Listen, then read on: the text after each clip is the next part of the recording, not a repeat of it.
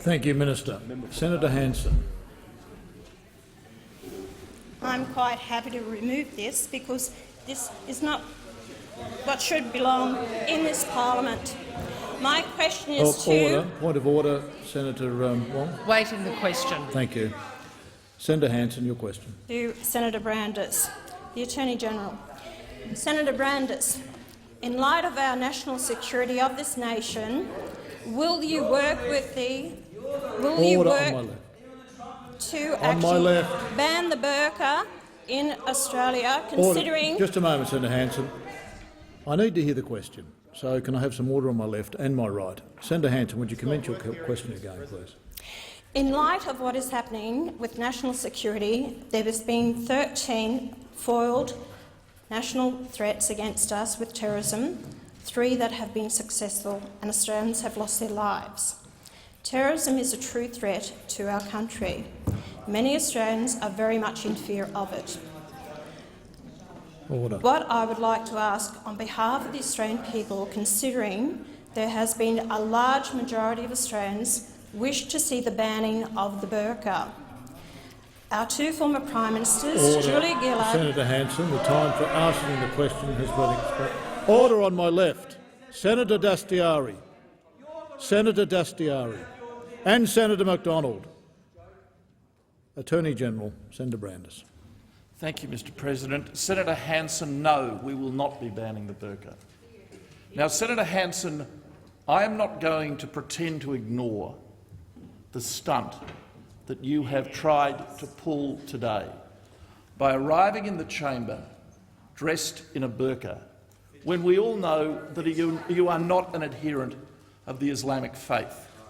And I would caution you and counsel you, Senator Hanson, with respect, to be very, very careful of the offence you may do to the religious sensibilities of other Australians. We have about 500,000 Australians in this country of the Islamic faith, and the vast majority of them are law-abiding, good Australians. And, Senator Hanson, it is absolutely consistent with being a good, law-abiding Australian and being a strict adherent Muslim. Now, Senator Hanson, for the last 4 years I have had responsibility preeminently among the ministers subject to the Prime Minister for national security policy. And I can tell you, Senator Hanson, that it has been the advice of each Director-General of Security with whom I have worked, and each Commissioner of the Australian Federal Police with whom I have worked, that it is vital for their intelligence and law enforcement work that they work cooperatively with the Muslim community, and to ridicule that community, to drive it into a corner, to mock its religious garments is an appalling thing to do, and I would ask you to reflect on what you have done. Order.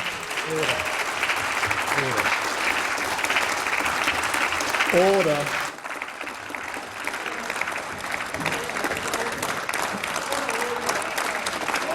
Order, Senators.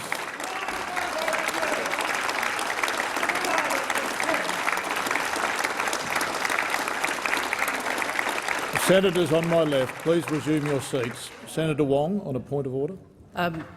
If I could, by leave, make a very short statement. Is leave granted?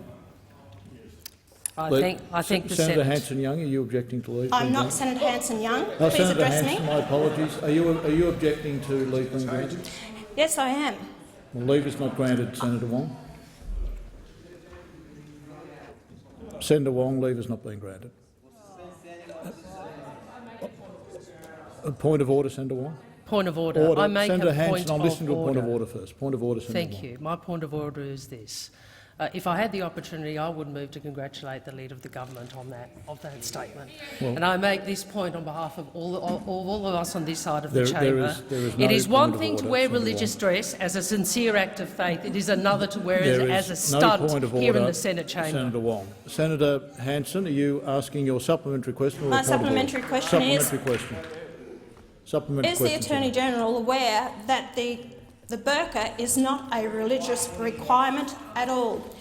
My question is, will the Attorney-General then ban the burqa in this House for in future as a security risk? And also the fact is that the people of Australia have the right to see the face of a person that they elect to this parliament, and they are the person who is actually going to be making decisions in their parliament on their behalf. Thank you. Before I call the Attorney-General, it's in the purview of the presiding officers, not the Attorney-General, to determine what happens as far as security is concerned within Parliament House.